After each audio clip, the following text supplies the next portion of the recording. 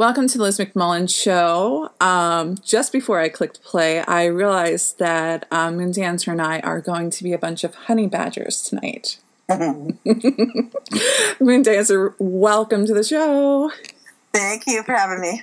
So another thing that you have so many really great, they're not one-liners, but they're tight enough so that they can be reiterated.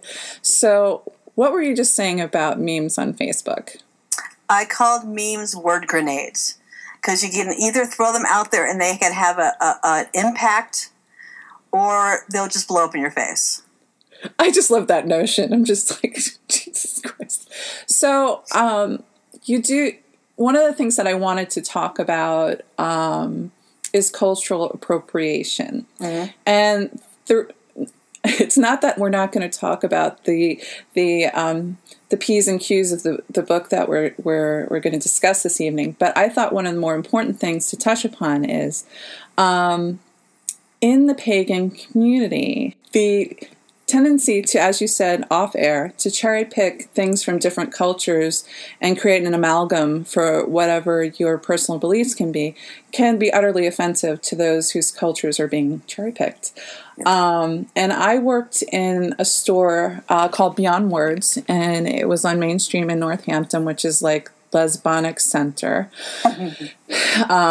Because like having Smith and Mount Holyoke, both women's colleges, and like a 30-mile radius will bring the lesbians. But put that on my bucket list to visit. Yes, put that on the bucket list. It's there's more lesbians per capita than any other city in the United States. So yeah, definitely go for it. When I took my partner there for the first time, she's like, "What the fuck is this?" Because she's a New Yorker, and we were in the car. We're in the car, and then we're walking around my campus, and she's like, "My God, is it only lesbians? What's going on here?" Yeah, I gotta visit there. I got a baby lesbian in the house. We gotta take a trip. Oh, it's totally worth it, and it'll be right age group. Do it during an active semester. So Beyond Words was a great place to work. It was owned by hippies. It was, this really great environment for me. But as an adult in retrospect, not like I was an adult when I graduated college, but anyway, in retrospect, we were all white people. And we were all selling different not selling intentionally, not like hand selling faith. But we were selling items, crystals and incense and oils and a lot of different, what people appropriate and call paraphernalia. What happened? It's your magic paraphernalia. This is your magic paraphernalia. So, in that really offensive intro of mine, what has been your experience well, actually tell me of your background and then how it fits or does not fit in when you go into, I guess, events that are pagan oriented. Like I can't think. Okay, like general pagan events, yeah. Yeah. Well, I'm Eastern Band Cherokee. So, but I did not grow up in the Res. So a lot of my experience with spirituality had been connecting with different elders from different tribes. A lot of different experiences as far as... You need to get closer to your mic because you're moving. I'm not moving. Well, something's happening that's making you a little metallic, and I want to make sure that everyone hears what you have to say. Okay, sorry. But so I like I said, I learned experience as my teens, early 20s, was very intertribal. But it was very much a core. It was based very much foundation for my spirituality. So it led to itself when I began to explore the Dianic faith, and I actually was part of the Dianic faith without. I didn't know like I ever gave up in my spirituality. I just sort of became part of the who Moondancer is when I started exploring the goddess tradition. And I was part of the Dianic for a really long time in being trained as a priestess so that I could be ordained. And I actually left not long before I probably was ready to be ordained because the exclusion of transgender women It's just, I just didn't feel right being part of that. I mean, I knew it was a policy and it was something that I was aware of, but it was something that was I went in with like sort of this open eyes, this whole, yes, but I'm going to go in and I'm going to, teach my sisters that there's another way and we can be more, open about stuff. And, 6-7 years down the line, it became very obvious that was not going to happen. And that, I just wasn't comfortable excluding all of my sisters from coming together. So I've been sort of solitary since then. But my faith and my spirituality is very much a mix of my heritage and the goddess faith that I've developed over my adulthood. So hopefully that answers the question. Who are you, bitch? Because I'm really sensitive and shit. I'm Moondancer trick, bitch. Who are you? That was the question, right? Yeah, that was the question. Who the fuck are you? Okay. And other than the exclusion of transgender, what are some of the okay, fuck it, offensive experiences that you can have with people? That's the part of the question I forgot. I'm sorry. Okay, the frustration, which has caused me to rarely attend mixed pagan events. A lot of it has to do with, people claiming pieces of different cultures and pieces of different spiritualities, and they don't have any real understanding of it. It's not like they've done their time. It's not like they went and spent time with folks and learned something, or it's not like they have put energy and money and whatever else into the community that the spirituality comes from and really made the connections. I mean, like people who are claiming that it is spirituality, but they're not learning things from the elders. They're not giving offerings to the elders in exchange for, learning certain things, which is a lot of times the custom. I mean, it's like they're not providing service to these elders that are teaching them. They're, reading a book, or they're, finding something online, or they're finding these things other places where it ends up turning into a spiritual telephone game where, where the information started at and where it ends up is completely twisted. But if you try to tell this person that, they're wrong in some fashion, or that there's something inaccurate in that, oh my gosh, you can't possibly know what you're talking to because, I've been doing this for this amount of time and I know all of this. And it's like, but it doesn't belong to you. You can't claim it. It's not, it's not like, it's not like pocketing somebody's wallet out of their back pocket. You can't just take it and walk away. Do you mean you can't take spirituality a la carte? Seriously, Well, okay. I'll say that I was raised by hippies because it's the truth. And I think that gives me an interesting point of view. And I also come there are certain things that will be in conflict. One thing that I do subscribe to is what you're drawn to is what you need. Let's say you're in a store and they have all different types of crystals and scents and oils and whatnot, and you'll find yourself drawn to what you need. And I think I believe that, I feel that I've experienced that. That's my way of experiencing it.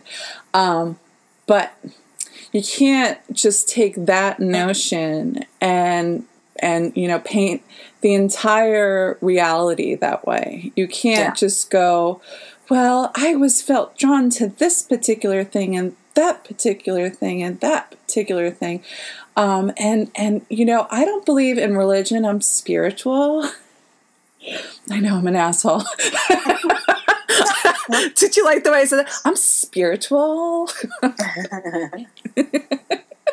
And, I think it's one thing to be drawn to something and to stop there and to be drawn to something and to use it as a doorway to explore and understand. Mm-hmm.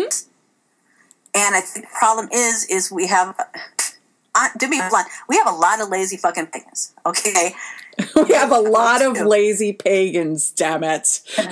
I mean, people that's like, they'll go only so far because they know everything, as opposed to really go in the distance and really dig deep and really, making the connections to really understand something, Mm-hmm. I think the goddess doesn't just, give you cravings to reach for something just for you to stop there. I think that she gives you those cravings so that you can really open up to something amazing inside yourself that you might not have explored otherwise. Mm-hmm. I like that notion. I like that interpretation. That's cool. But as I understand that there are some people that are not from a particular culture that can explore different spiritualities in a respectful fashion and really embrace those, and I think that's awesome. There is a reason that when I wrote my Magi in my books, that you will find that you have a lot of different people that are doing a lot of different types of cultures in their magic work. They're all from that culture. Because I really think that the occasions where you have somebody that's really not that can come from a different culture and really open themselves and embrace a different culture is more kind of rare. Because you really have to go kind of far, and you really have to really kind of almost reinvent yourself in some ways to really embrace that, and you have to be really sacrificed. And I think that's the stumbling block for a lot of folks is that the sacrifices, mm-hmm. the parts of yourself, maybe the privileged parts of yourself, you have to open up and examine, even beyond the spirituality, beyond the day-to-day, that you have to deal with. And that's a lot of folks, I want to say especially white folks, but yeah, especially white folks that, having to deal with general privilege and bias because of their delving into these places. They don't want to deal with that part. They just want the fun, glamorous, woohoo, aren't I special part of it. They don't want to really the deep, this is how I may be doing and saying and thinking some fucked up things and things I should change about myself outside of just my spirituality. Because they're disconnecting that part of themselves. And for me, spirituality is part of everything. Mm-hmm. Absolutely freaking everything. Everything I connect to, everything that comes out of my mouth, every action I take, Mm-hmm. I'm with you on that. And the thing, like, I've been doing a retrospective of my life a little bit while I was listening to you. She and I, Moondancer and I were chatting a bit before we started recording, and we were talking about shared past memories and whatnot, and not in a past life kind of way, just 70s and 80s, man. Shared past as in decades. Now, when I was growing up, I mean, let me just say I am a blue-eyed white woman who comes from, I know I come from, I've led a privileged life. But as a little girl, my grandmother passed when I was 8. As a little girl, I was always told about my grandmother, about how, she's Cherokee and, she went to school on the reservation and this, that, and the other thing. And so I was, very proud of that part of my my heritage, and I kind of held on to it. And, I'm always fascinated by history, world religion, spirituality, blah, blah, blah, as I grow up. And now, you see so many things are very visual on Facebook. And you realize how easy it is to fall into the appropriation trap. Mm-hmm. And one of the things that I've been more aware of is people putting up memes like, along the way, it doesn't matter how much Cherokee blood I have or it's Native blood I have, I'm Native, I'm Native American. And and I didn't realize how silly it sounded, and as a little white girl saying all this stuff. Not that I don't have a connection to the past, that kind of thing. But now as an adult, I see I had a very special grandmother. She was very loving and giving, wonderful cook, just a healing sort. She was an intensive care nurse and always catering to and caring for everybody around her. She's just a wonderful woman. And my mother, because their magic abilities do kind of run through my family. And my mother's really interesting because she's very unassuming. And you'd never kind of imagine certain things when some stuff's funny. She's quiet, so she doesn't verbalize a lot of wants and needs and desires. But she verbalizes them in her head. And they appear. So I call her the conjurer because, it's not just knowing things that your mom likes because, it's not happenstance. It's like bizarre shit. For example, one day on the fly, Illy and I, my partner, I decided to go across the street this is when we were living in Hoboken, to this restaurant. And I've been trying to get out of my rut for decades of, just eating the same thing every time. So I was kind of ordering things on the menu, and I got this lobster appetizer, and I realized that I wasn't going to have enough room for my main dish or whatnot. And I was like, you know what? Why don't I just have them box up this lobster? I'll go across the street, give it to Mom. She'll like it, and I'll just come back and finish my meal. Because I'm linear like that. And so I went across the street and I gave it to my mom, and my mom said to me, I was wishing for some lobster. Another time, Ilya's walking the dog, Raven, our husky, in the morning. We're talking 8 or 9 years ago. And she goes into Dunkin' Donuts for no good reason, orders a kind of coffee she doesn't drink. And comes home with it at 5:30 in the morning. And I was just thinking about getting some French vanilla. Thank you. So, I've grown up in a family where ability and things happening are your mom's psychic messenger. Yes. So there's psychic delivery person. Yeah. Yes. So long story short, there's a lot of psychic and magical things going on. I don't really do much ritual, but I do have that as a regular part of my life. And I also write paranormal, and the paranormal that I write is informed from my own personal experiences. And when I don't know, since I don't practice regular practical magic, I do contact people who do when I'm writing things about that. But my general sense and notion of things comes from that natural acceptance of magic. Yeah. So I believe that's an authentic, great connection, matrilineal line thing, rather than saying, well, my grandmother, she's Cherokee, and she went to school on a reservation, and oh my God, I think she was kind of like a medicine woman, and, I have a gift for healing too, and I'm just like, oh Christ. Yeah. There's a level that,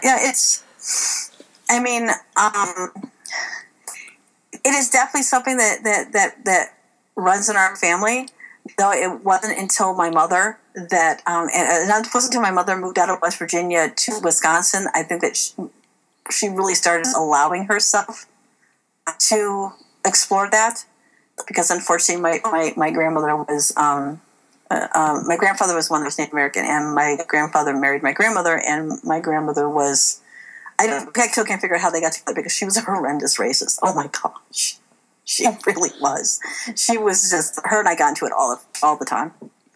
And so she was very controlling. So when my mom moved to Wisconsin and she started connecting with people within the spiritual community, she really was able to explore and discover some of the things that she could do. A lot of her stuff dealt with healing with animal and with a spirit, working with spirits. Helping spirits pass on that are trapped and that sort of thing. Mm-hmm. And so, there's a lot of, I notice it with my kids. There's just certain things that when we're allowed to explore that parts of ourselves, mm-hmm. that we can discover. I mean, no one was ever allowed to tell my kids that anything they believed wasn't true. Mm-hmm. That was a huge rule for anybody that was around my kids. It's like, if my kids said that they saw a fairy out there, then they saw a freaking fairy out there, and you can't tell them any different. And I there were times I got very aggressive with people about that. It's like, you will not challenge teachers would be like, well, your child said this, this, and this, or your daughter came in and she said she was a witch. I'm like, yep, that's because she is a witch. That's fine. What is your point? Because it's the problem is you have an adults that are squashing the natural magics and magical connections that children can make. And I think that's a lot of the reasons that you have kids and moving into adults that have health problems, that have a lot of emotional problems, that have psychological problems, because their magic was squashed and internalized, and everything they experienced, they were told was wrong or was a lie or everything else, and of course it had a negative effect. Mm-hmm. I want to parlay this into a question of one of the folks from the Liz McMullen Show discussion group on Facebook, Anne Aptiker. She said, what inspired Moondance to focus on magic, and how does she research magic and people who use magic? I started writing the books I write because they were the books I wanted to read. A lot of the paranormal books out there were very obviously written by people that didn't know diddly squat about real magic, and they didn't know a lot about ancestral tradition. They didn't have any of the different cultural connections, and because they didn't have anybody except for white books in their books. Mm-hmm. And that was a huge frustration. And plus, a lot of them were very heteronormative. Mm-hmm. And none of that was, it's like I read the stuff and I'm like, it's nice, but, it felt like there was so much missing. And so that's entirely the reason I started writing what I wrote, just because I wasn't finding it out there at the time. Do you know, I'm sorry to interrupt, but I just thought of something. When I was coming up and previous generations are coming up, we could go to bookstores, gay bookstores or whatnot, and learn from being in that environment. And the same can be said for different, there are places that are hodgepodge and just trying to sell people pagan stuff, but there are other places that are very well thought of and put together.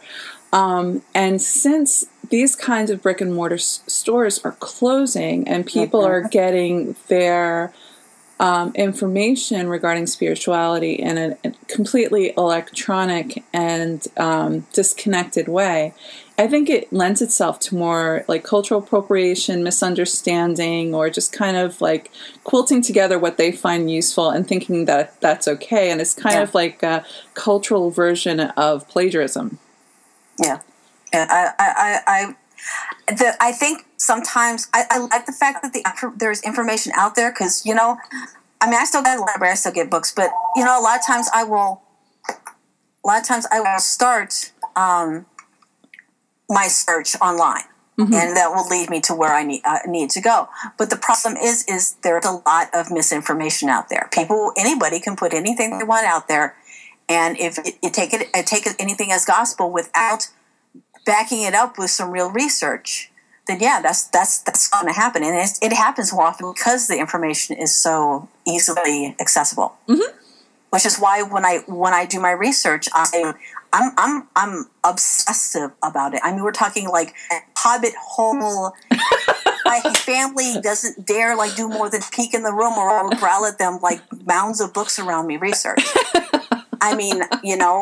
Even when I'm writing about different tribes, I'm calling the cultural center at each of the tribal nations will have some sort of cultural department. I'm calling and talking to them. I'm getting information from them. I'm getting information about other resources to look into from them.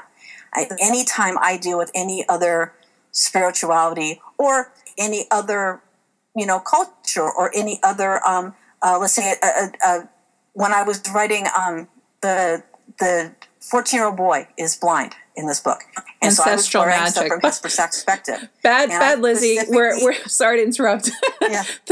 The book I'm supposed to be reviewing, rather than going into my little psychotic bent, is Ancestral Magic.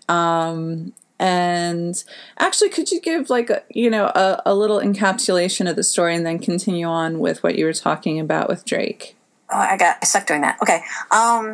Which is why I don't write stories much. Okay. Sky is a single mom. She is raising a teenage boy on a very little money, but a whole lot of love. And Meg is the sister of the child's father. His name is Drake. who left them when the child was 4. And so she's a very deep part of her, of Sky's life. But she also has a secret that she's secretly in love with Sky and has been since they were kids.